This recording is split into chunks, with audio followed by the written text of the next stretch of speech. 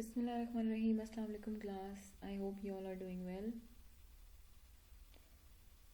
अपना ख्याल रख रहे हैं आप लोग, ठीक ठाक है जी। टेस्ट बच्चों आप लोगों के मुझे रिसीव हो गए थे और अभी मैंने पूरे तो चेक नहीं किए हैं, बट मैं आप लोगों के साथ ना डिस्कस करती रहूँगी जैसे जैसे चेक होते रहेंगे, ठीक है। कुछ बच्चों ने तो बहुत अच्छा मतलब किया हुआ है कि पेपर अटैम्प्ट अच्छा किया हुआ है और मतलब मार्कर यूज़ किया हुआ है, और कुछ ने तो बिल्कुल ये ऐसे ही उठा के दे दिए हैं पेपर ना। आप लोगों को पहले भी बोला था कि मार्कर आप लोगों ने लाजमी यूज़ करना है, लेकिन अक्सरियत जो है वो ऐसे ही पेपर उठा के दे दिए आप लोगों ने। कुछ बच्चों ने, एक दो बच्चों ने बड़ा अच्छा काम किया, उन्होंने प्रिंट ही निकलवाया हुआ है, तो थैंक यू। आप ऐसा ये होता है कि ज़रूरत नहीं थी, लेकिन आप लोगों ने ये मुझे फैसिलिटेट कर दिया। मुझे ये फ़ायदा हो गया कि मैं साथ ये रख लूँगी क्वेश्चन पेपर और फिर आराम से कर सकूँगी। एक स्टूडेंट हैं, उनका नाम है, मैं बता देती हूँ जी, इनका नाम क्या है। इनका नाम है शहजाद अहमद। इन्होंने प्रिंट करवाया हुआ है, गुड बेटा। और एक और हैं बच्चे, इनका नाम है जी असद अली। ये ओल्ड सेशन के हैं, फार्माकोग्नोसी वाले, इन्होंने करवाया हुआ है, ठीक है।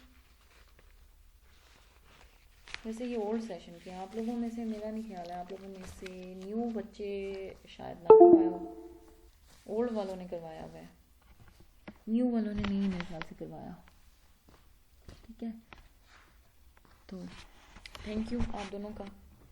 बाकी है कि टेस्ट में चेक करके आप लोगों को दे दूँगी, बता दूँगी आप लोगों को, बल्कि क्लास में ही मिल जाएंगे। आई थिंक 18 से स्टार्ट हो रहे हैं आप लोगों के कॉलेजेस,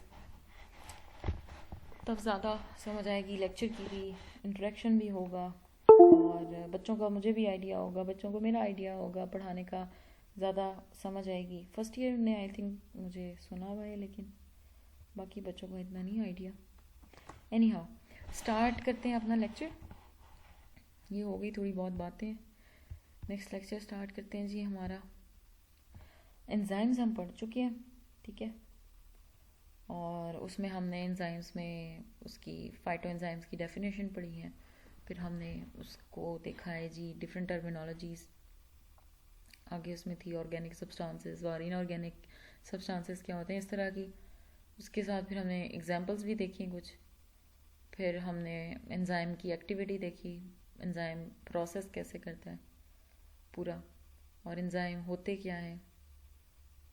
उसके बाद हमने एंजाइम्स और कैटलिस्ट के दरमियान डिफरेंसेस देखे थे कुछ बेसिक, क्योंकि एंजाइम को भी कैटलिस्ट कह रहे होते हैं ना, तो फिर हमने ये डिफरेंस देखना था कि एंजाइम अगर कैटलिस्ट है तो फिर कैटलिस्ट अलग से क्या चीज़ है, तो इसलिए हमने उनके डिफरेंसेस पढ़े। फिर कुछ हमने प्रॉपर्टीज़ पढ़ी एंजाइम्स की, कि जी एंजाइम उनकी डिफरेंट प्रॉपर्टीज़ क्या होती हैं, करेक्टरिस्टिक्स फीचर्स क्या हैं। जैसे हर इंसान के फीचर्स होते हैं, कोई गुस्से वाला है, उसका रंग काला है या नीला है या पीला है। रंग वैसे नीला काला तो नहीं होता, लेकिन गोरा है या काला है, उसकी आंखों का रंग कैसा है, उसके बालों का रंग कैसा है, चलता फिरता कैसे है। तो ये एक इंसान के फीचर्स हो गए ना, कहाँ रहता है, किस फैमिली से है। इस तरह एंजाइम्स के भी फीचर्स हमने पढ़े, ठीक है। किस शक्ल का है, उसकी एक्टिविटी क्या है, किस टेम्परेचर पे काम करता है, किस पीएच पे काम करता है, और स्पेसिफिक इन नेचर होता है। लॉक एंड की मॉडल उसका हमने पढ़ा। फिर हमने क्लासिफिकेशंस पढ़ी हैं उसकी, पुरानी क्या थी, प्रोटीएजेस, एस्टेरेजेस, लाइपेजेस, अमाइलेजेस। उसके बाद हमने न्यू क्लासिफिकेशन पढ़ी, ऑक्सीडोरिडक्टेजेस और ट्रांसफेरेजेस, इस तरह की सारी चीज़ें, आइसोमरेजेस, यूरिएजेस, ये हमने न्यू मेथड में पढ़ी थी, right. Today we are going to study the functions of enzyme. हमने हर चीज़ उसकी पढ़ ली बेसिक। अब हमने ये देखना है एंजाइम काम क्या करता है। हम इतना जो इसको पढ़ रहे हैं, तो ये करता क्या है बेसिकली, इसके फंक्शंस क्या हैं, कि बॉडी में किस किस तरह या और चीज़ों में किस किस तरह काम कर रहा है, आपके इंडस्ट्रियली ये किस तरह काम कर रहा है, आपकी बॉडी के अंदर एंजाइम्स कैसे इस्तेमाल हो रहे हैं, बीमारियों के खिलाफ कैसे इस्तेमाल हो रहे हैं, ठीक है ना। तो ये सारी चीज़ें हमने आज पढ़नी है। फंक्शंस अपने बेसिकली पढ़ेंगे हम एंजाइम्स के। और फिर इंडिविजुअली उनको आगे डिस्कस करते जाएंगे, ठीक है।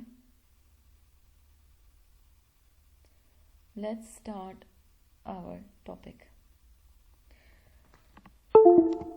ये जी पिक्चर पहले तो आपको बता रही है एंजाइम है, मुंह खोला हुआ है, उसका एक्टिव साइट और सबस्ट्रेट है, उसने साथ जाके जुड़ना है।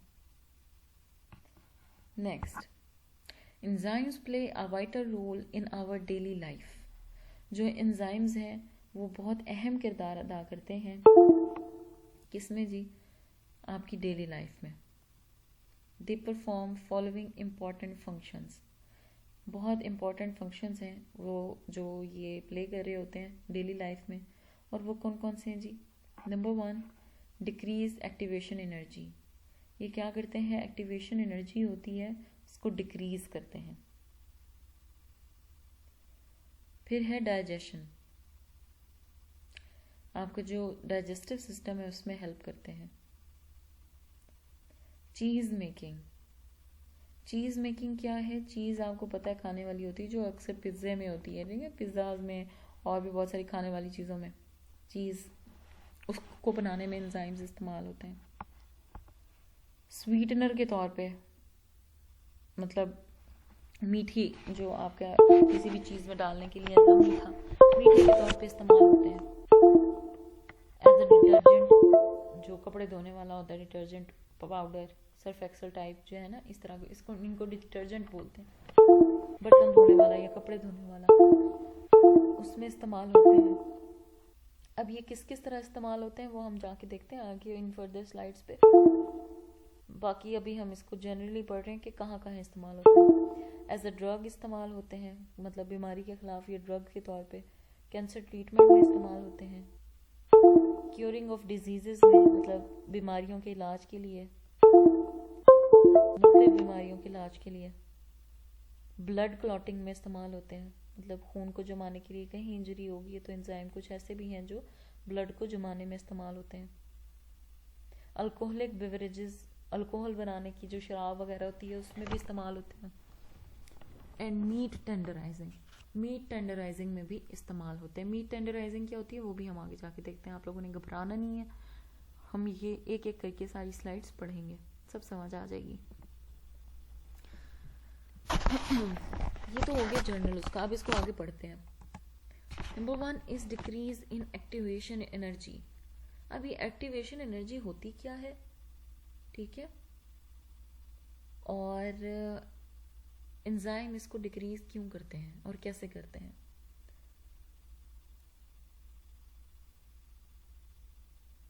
अब एक्टिवेशन एनर्जी एक पर्टिकुलर रिएक्शन की वो एनर्जी होती है जो बताती है the rate at which it will proceed, कि किस जो रिएक्शन है वो किस रेट पे प्रोसीड करेगा, ठीक है ना, कितने टाइम पे कितने वक्त में वो आगे बढ़ेगा, प्रोडक्ट्स में चेंज होगा, ठीक है। जितनी ज़्यादा एक्टिवेशन एनर्जी होगी उतना स्लो आपका रिएक्शन होगा। मीन्स रिएक्टेंट को बहुत ज़्यादा एनर्जी चाहिए, ठीक है, प्रोडक्ट्स में तब्दील होने के लिए, इसको एक्टिवेशन एनर्जी कहते हैं। बहुत ज़्यादा एनर्जी चाहिए, उतना ही उसको एक्टिवेशन एनर्जी को पहुँचते पहुँचते पहुँचते पीक लगेगी, ठीक है। पीक पे पहुँचते पहुँचते रिएक्टेंट्स को टाइम लगेगा कि जी इस एनर्जी पे पहुँचेंगे ना हम, इतने हीटअप होंगे तो ही हम प्रोडक्ट्स में चेंज होंगे। अब ये एक्टिवेशन एनर्जी पहुँचने में अगर इतना टाइम लग रहा है तो रिएक्शन कब प्रोड्यूस होगा, प्रोसीड करेगा, प्रोडक्ट्स कब प्रोड्यूस होंगे। तो इस वजह से एंजाइम क्या करते हैं, इस एक्टिवेशन एनर्जी को डिक्रीज कर देते हैं, रिएक्टेंट्स को जल्दी प्रोडक्ट्स में बदलने में हेल्प करते हैं। अब समझ आ गई कि how they decrease the activation energy, right. Activation energy हमें पता लग गई कि किसी भी रिएक्शन की एक ख़ास किस्म की एनर्जी होती है जो ये डिटरमिन करती है, ये बताती है कि इतने वक्त में रिएक्शन प्रोसीड होगा, इतने वक्त में रिएक्शन आगे जाके प्रोडक्ट्स में तब्दील होगा, रिएक्टेंट्स जो है, ठीक है। तो बेसिकली इसको कम करने के लिए एंजाइम्स इस्तेमाल होते हैं बॉडी में या केमिकली कहीं भी, राइट। ये है जी रिएक्टेंट, आपका नॉर्मल एक्टिवेशन एनर्जी है। इतनी जा रही है ऊपर, ठीक है ना, इतनी ऊपर जाके फिर जी जाके ये प्रोडक्ट में चेंज हो रहे हैं, इतना टाइम कंज्यूम हो रहा है। लेकिन जैसे आपने एंजाइम और रिएक्टेंट को मिक्स किया तो ये थोड़ा टाइम लगा और फौरन से प्रोडक्ट में चेंज हो गई, लोअर हो गई एंजाइम, ठीक है ना, एंजाइम ने उसको लोअर कर दिया।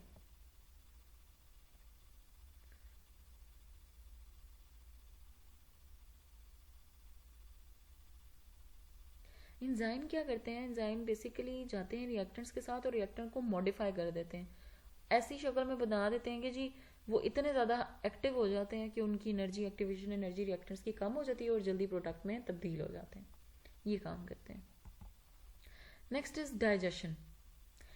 अब डाइजेशन क्या है, एंजाइम जो है ना बड़ा अहम किरदार अदा करते हैं किसमें जी, डाइजेशन में।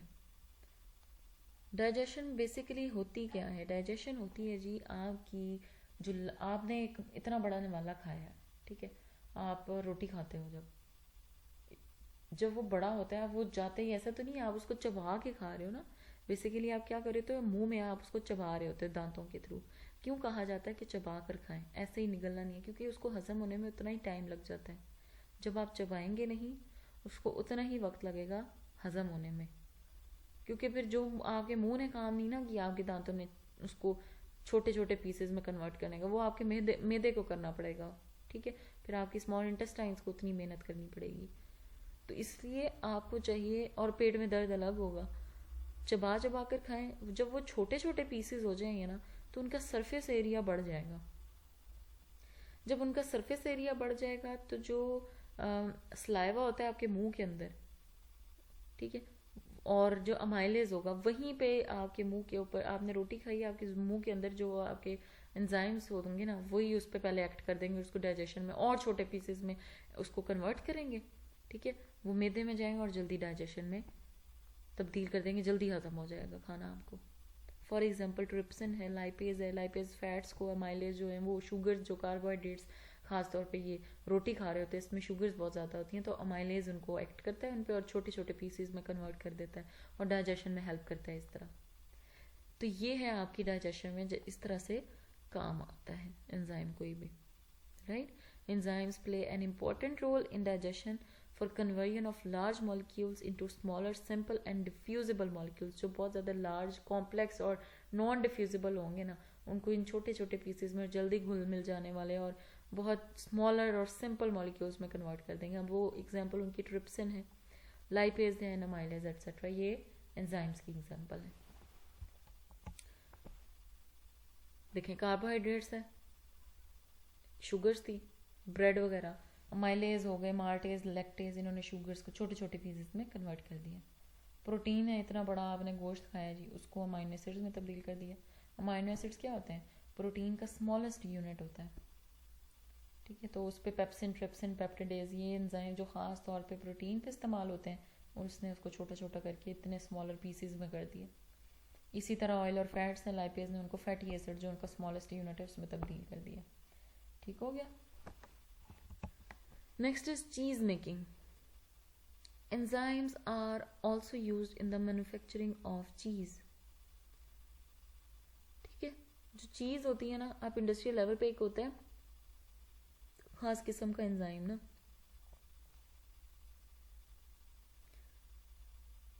वो भी हम देखते हैं क्या होता है। तो चीज़ इस तरह से बनती है जी, पहले आप मिल्क, दूध को प्रिपेयर करते हो, फिर उसमें आप जो दूध होता है उसको खट्टा करते हो, फिर उसकी दही सी बन जाती है, फुटकड़ियाँ सी बन जाती हैं, फिर उसको कर्ड को आप अच्छे से हिलाते रहते हो और उसमें थोड़ा बहुत नमक वगैरह डाल लेते हो, ठीक है। तो इस तरह से ये डिफरेंट वो बनती रहती हैं चीज़ वगैरह ना।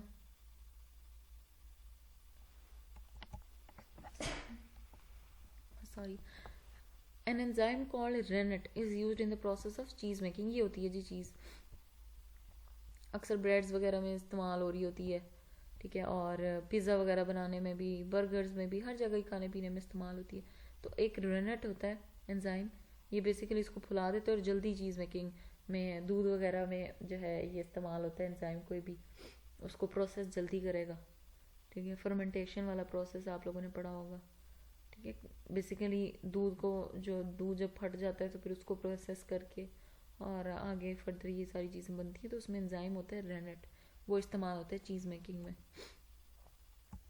नेक्स्ट है स्वीटनर। अब स्वीटनर क्या है जी, ऐसा स्वीटनर कैसे इस्तेमाल होता है ये। अब एंजाइम होंगे सुक्रोज, ठीक है, और जो सुक्रोज है ना, ये सुक्रोज है, ठीक, इस पे एंजाइम इन्वर्टेज आया, सुक्रोज ने टूटना है ग्लूकोज में और फ्रुक्टोज में, ग्लूकोज और फ्रुक्टोज मिलके सुक्रोज बनाते हैं। आप इनके स्ट्रक्चर से भी देखेंगे ना, तो ये ग्लूकोज का ये O और इसका ये H, ये आपस में जुड़े हुए हैं ये, और वाटर मोलिक्यूल निकल जाता है, बाकी सेम है, तो ये दोनों मिलके सुक्रोज बनाते हैं। अब इन पे एंजाइम आएगा इन्वर्टेज, उसने सुक्रोज को कन्वर्ट करना है, तोड़ के ग्लूकोज और फ्रुक्टोज में बना देना है। ग्लूकोज 72% और फ्रुक्टोज 132% ज़्यादा मीठे हैं सुक्रोज से, तो एज अ स्वीटनर हो गया ना ये भी, इन्वर्टेज ने इनको स्वीटनर बना दिया मजीद सुक्रोज को तोड़ के, तो ये एज अ स्वीटनर भी इस्तेमाल होता है। नेक्स्ट है जी एज अ डिटर्जेंट। अब एज अ डिटर्जेंट ये कैसे इस्तेमाल हो रहा है, जो कार्बोहाइड्रेट्स हैं एंड प्रोटीन ब्रेकिंग एंजाइम होते हैं, ठीक है, ये यूज होते हैं, ये हीट स्टेबलाइजर होते हैं, हीट बर्दाश्त कर लेते हैं और एज अ डिटर्जेंट यूज होते हैं। जो डिटर्जेंट एंजाइम्स होंगे ना, वो बायोलॉजिकल एंजाइम्स होते हैं बेसिकली, और ये जो कपड़े धोने वाले होते हैं ना एंजाइम, कपड़े धोने वाले जो डिटर्जेंट्स होते हैं उनके तौर पे भी इस्तेमाल हो सकते हैं। ये रिएक्शन को कैटेलाइज करते हैं, जो आपके दाग धब्बे होंगे और जो वाटर सोल्यूशन होगा, स्टेन को रिमूव कर देंगे जो दाग धब्बे होंगे कपड़े पे, और एफिशिएंसी बढ़ाएंगे, जल्दी काम करेंगे, रिएक्शन जल्दी कराएंगे, ठीक है। और जो ये लॉन्ड्री डिटर्जेंट एंजाइम्स होते हैं ना, जो आपके डिटर्जेंट साबुन वगैरह सर्फ वगैरह के लिए इस्तेमाल होते हैं, तो ये इंडस्ट्रियल एंजाइम बड़ी लार्जेस्ट एप्लीकेशन है इनकी, ठीक है, इंडस्ट्रियल लेवल पे बहुत ज़्यादा इस्तेमाल होते हैं। तो कौन से proteases, like protein breaking enzyme जो प्रोटीन को तोड़ते हैं, और कार्बोहाइड्रेट्स को जो एंजाइम तोड़ते हैं, वो एज अ डिटर्जेंट इस्तेमाल होते हैं। इस तरह साफ कर देंगे बिल्कुल कपड़े को। Next is as drug. अब कोई भी डाइजेस्टिव सिस्टम में डिस्टर्बेंस आ रही तो एंजाइम्स एज अ ड्रग इस्तेमाल होंगे, ठीक है, वो हम पहले ही पढ़ चुके हैं। तो आपके डाइजेस्टिव सिस्टम में एंजाइम जो है वो डाइजेशन को बढ़ा देंगे। कैंसर ट्रीटमेंट के लिए एल एस्परजिनेस है एक, एल एस्परजिनेस एंजाइम होता है, ये कैंसर ट्रीटमेंट के लिए इस्तेमाल होता है, और ख़ास तौर पे वाइट ब्लड सेल का जो होगा ना, उसके लिए इस्तेमाल होते हैं ये अमाइनो एसिड को तोड़ता है, उसका नाम होता है एस्परजिनीन, जिसकी बगैर जो कैंसर सेल्स है ना, वो प्रोटीन सेल्स नहीं बना सकते बेसिकली। तो जो प्रोटीन होता है एस्परजीन, उसको तोड़ता है ये एंजाइम, उसकी वजह से ये कैंसर ट्रीटमेंट में इस्तेमाल होता है एल एस्परजिनेस, राइट। फिर है क्योरिंग ऑफ डिजीजेस। बहुत सारी जो है बीमारियों में इस्तेमाल होते हैं ये, उनको ठीक करने के लिए। फॉर एग्जांपल रिकेट्स होती है, बच्चों की जो बोन्स होती है ना, वो बहुत ज़्यादा सॉफ्ट और वीक बना देते हैं, ठीक है, उसमें उनकी टांगों का मसला आ जाता है, उनकी ग्रोथ रुक जाती है। इस तरह की चीज़ें जो है ना, इनके लिए एंजाइम इस्तेमाल होते हैं। वैसे तो विटामिन डी वगैरह दिए जा रहे होते हैं, तो एज अ सप्लीमेंट एंजाइम को दिया जाता है। जॉन्डिस आपको पता है, येलोनेस हो जाती है बॉडी की, और अक्सर ये हेपेटाइटिस में भी फिर रिजल्ट इसका मतलब निकलता है कि जी हेपेटाइटिस को भी कहते हैं जॉन्डिस। बेसिकली आपकी येलोइंग हो जाती है बॉडी की, और डायरिया की एक कंडीशन होती है, लॉस ऑफ एपेटाइट हो जाती है, भूख का ना लगना, बुखार भी हो जाता है अक्सर कंडीशंस में, तो उनमें भी इस्तेमाल होता है। हार्ट के प्रॉब्लम्स में लैक्टेट डिहाइड्रोजनेज इस्तेमाल हो रहा होता है, और लीवर प्रॉब्लम्स में काइनेजेस, ये याद रखना है, लीवर प्रॉब्लम्स में काइनेजेस इस्तेमाल होते हैं, ठीक है।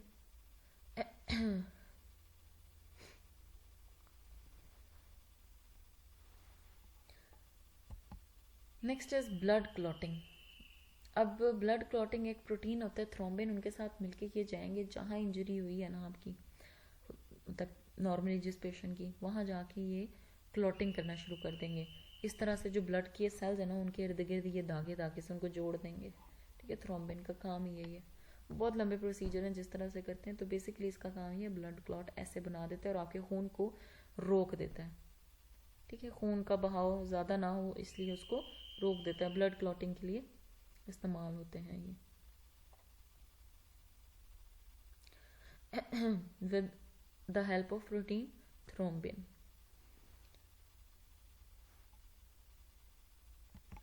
Next is alcoholic beverages. ये शराब वगैरह बनाने में भी इस्तेमाल होता है। उनकी प्रोसेसिंग, जो उसमें सब्सटेंस होते होंगे उसको बहुत ज़्यादा गैस वाला बना के और उसके अंदर रिएक्शन बहुत हाई कर देते होंगे, इस तरह का कुछ होता होगा। बहरहाल ये अल्कोहल की जो शराब वगैरह होती है ना, उसकी ड्रिंक्स होती हैं, उसमें भी इस्तेमाल होते हैं। फिर है मीट टेंडराइजिंग। अब मीट टेंडराइजिंग क्या होती है? एंजाइम टेंडराइजेशन जो है वो यूज़ होती है to reduce the amount of detectable connective tissue in meet.